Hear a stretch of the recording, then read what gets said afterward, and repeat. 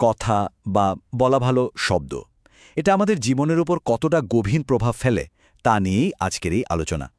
চলুন দেখি কিভাবে ঈশ্বরের দেওয়াই অসাধারণ উপহারটা, মানে আমাদের কথা বলার ক্ষমতা, আমাদের চারপাশের দুনিয়াটাকে গড়ে তুলতে বা ভেঙে দিতে পারে।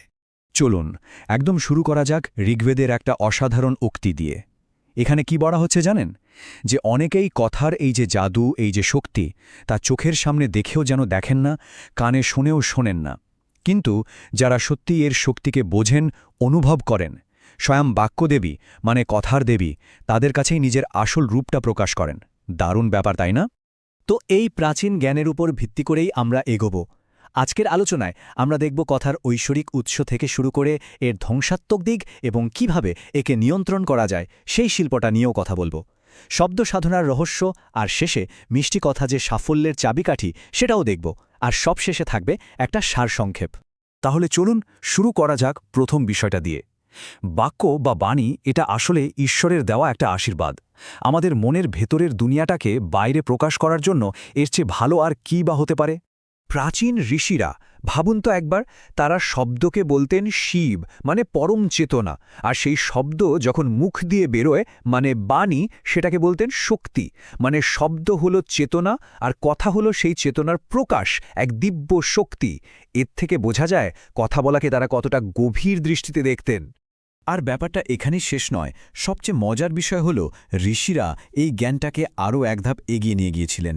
তারা এটাকে একটা বিজ্ঞানের রূপ দিয়েছিলেন, যার নাম মন্ত্রবিদ্যা। তারা বুঝতে পেরেছিলেন যে নির্দিষ্ট কিছু শব্দ যদি সঠিক উদ্দেশ্য নিয়ে বলা যায়, তাহলে তার একটা সূক্ষ্ম প্রভাব শুধু মানুষের ওপর নয়, প্রকৃতির ওপরও পড়ে। তার মানে কথা বা বাক্য শুধু কিছু আওয়াজ নয়, এর পেছনে একটা বিরাট শক্তি কাজ করে। কিন্তু সব শক্তিরই তো একটা উল্টো পিঠ থাকে, তাই না? চলুন এবার দেখি, এই যে এত শক্তিশালী একটা উপহার, এর যদি অপব্যবহার হয় তাহলে সেটা কিভাবে একটা ভয়ঙ্কর অভিশাপে বদলে যেতে পারে। দেখুন, কথাকে প্রায়শই তীরের সাথে তুলনা করা হয়। একবার মুখ থেকে বেরিয়ে গেলে আর ফেরানো যায় না। আর যদি সেই কথাটা হয় কঠোর, খারাপ উদ্দেশ্য নিয়ে বলা, তাহলে সেটা সোজা গিয়ে অন্যের মনে আঘাত করে, এমন একটা ক্ষত তৈরি করে যা হয়তো সহজে সারে না। এর সবচেয়ে বড় উদাহরণ যদি দেখতে চান, তাহলে মহাভারতের কথা ভাবুন। দ্রৌপদীর বলা মাত্র কয়েকটা অপমানজনক কথা, কিন্তু সেই কথাগুলোই দুর্যোধনের মনে এমন অপমান আর প্রতিশোধের আগুন জ্বালিয়ে দিয়েছিল যে তার ফল হল কুরুক্ষেত্রের মহাযুদ্ধ।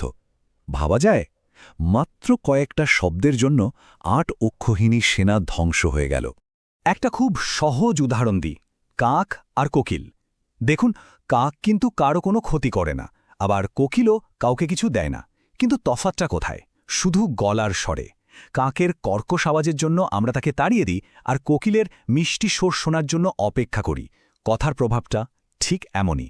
তাহলে প্রশ্নটা হলো, এই যে কথা, যা অনেকটা দুদিকে ধারওয়ালা তলোয়ারের মতো, এটাকে আমরা নিয়ন্ত্রণ করব কিভাবে?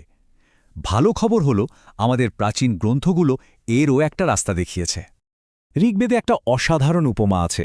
বলা হয়েছে, কথা বলার আগে শব্দগুলোকে মনের চালনি দিয়ে ছেলে নিতে, ঠিক যেমন করে চাল থেকে কাকর বা তুষ আলাদা করা হয়। মানে কিছু বলার আগে দেখতে হবে আমাদের উদ্দেশ্যটা কি সৎ, এর মধ্যে কি কোনো রাগ, ঘৃণা বা ছলনা মিশে আছে, আর যা বলছি তা কি সত্যিই দরকারি এবং যে শুনছে তার জন্য উপকারী। এই ফিল্টারটা ব্যবহার করতে পারলেই অনেক সমস্যার সমাধান হয়ে যায়। আসলে মূল ভাবনাটা হলো আমাদের জিহ্বাকে সম্মান করা, কারণ বিশ্বাস করা হয় এখানেই জ্ঞানের দেবী সরস্বতীর বাস। তাই এই পবিত্র স্থান থেকে যেন কোনো খারাপ শব্দ না বেরোয়, সেদিকে খেয়াল রাখাটা খুব জরুরি। আচ্ছা, চলুন এবার বিষয়টাকে আরও একটু গভীরে নিয়ে যাই। কথা বলাকে শুধু একটা সাধারণ কাজ হিসাবে না দেখে একটা আধ্যাত্মিক সাধনা হিসাবে দেখি। এর একটা মহাজাগতিক দিকও কিন্তু আছে। তৈত্রীয় ব্রাহ্মণে একটা কথা আছে যা শুনলে অবাক হতে হয়। বলা হয়েছে, এই যে পুরো বিশ্বব্রহ্মাণ্ড, এটা কথার মধ্যে ধারণ করা আছে। ভাবুন একবার, এর মানে হল আমাদের বলা প্রতিটি শব্দের মধ্যে এক বিশাল সৃজনশীল শক্তি লুকিয়ে আছে। জানেন কি, আমরা যে কথাটা বলি সেটা মুখ থেকে বেরোনোর আগে একটা লম্বা পথ পেরিয়ে আসে। এর শুরুটা হয় একটা গভীর নীরব জায়গা থেকে, যাকে বলে পড়া। তারপর সেটা একটা চিন্তার রূপ নেয়, যাকে বলে পশ্যেন্তি। এরপর মনে মনে কথাটা গুছিয়ে নেওয়া হয়, সেটা হলো মধ্যমা। আর সবশেষে যখন আমরা কথাটা উচ্চারণ করি, তখন তাকে বলে বৈখরি। এই ভাবনাটা জপ শব্দটার মানেই কিন্তু পাল্টে দেয়। আমরা জব বলতে শুধু মন্ত্রপাঠ করা বুঝি, কিন্তু আসলে যে কোনো ভালো কথা, যে কোনো পজিটিভ আলোচনা যা আমাদের নিজেদের এবং অন্যদের মনকে ভালো করে তোলে, সেটাও কিন্তু এক ধরনের জব, একটা পবিত্র সাধনা। তো এতক্ষণ আমরা আধ্যাত্মিক দিকটা দেখলাম। এখন চলুন দেখি এই কথা বলার শিল্পটা আয়ত্ত করতে পারলে বাস্তবে আমাদের জীবনটা কতটা সফল আর সুন্দর হয়ে উঠতে পারে। উপনিষদের ঋষিরা ঈশ্বরের কাছে কি প্রার্থনা করতেন জানেন? তাদের সবচেয়ে বড় প্রার্থনা ছিল, আমার জীব যেন মিষ্টি কথায় ভরে ওঠে। ভাবুন তো, কত সুন্দর একটা প্রার্থনা।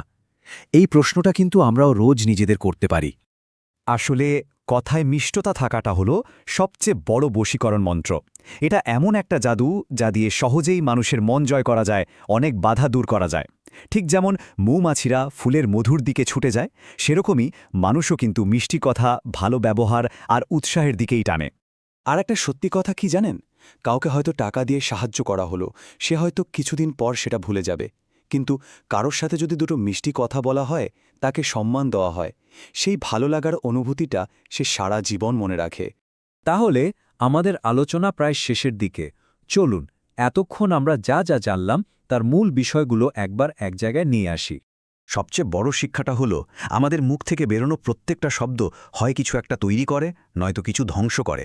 তাই মনে রাখতে হবে, কথা বলাটা একটা ঐশ্বরিক শক্তি, কোনো সাধারণ ব্যাপার নয়। আর কথায় যদি মিষ্টতা থাকে, তাহলে সাফল্য, ভালো বন্ধুত্ব আর মনের শান্তি সবই পাওয়া সম্ভব। যাওয়ার আগে চলুন সবাই মিলে একটা প্রশ্ন নিয়ে ভাবি। যদি আজকে বলা আমাদের প্রত্যেকটা কথা এক একটা বীজ হতো, তাহলে কালকে আমাদের জীবনের বাগানটা ঠিক কেমন দেখতে হতো? ফুলে ভরা নাকি কাঁটায় ভরা?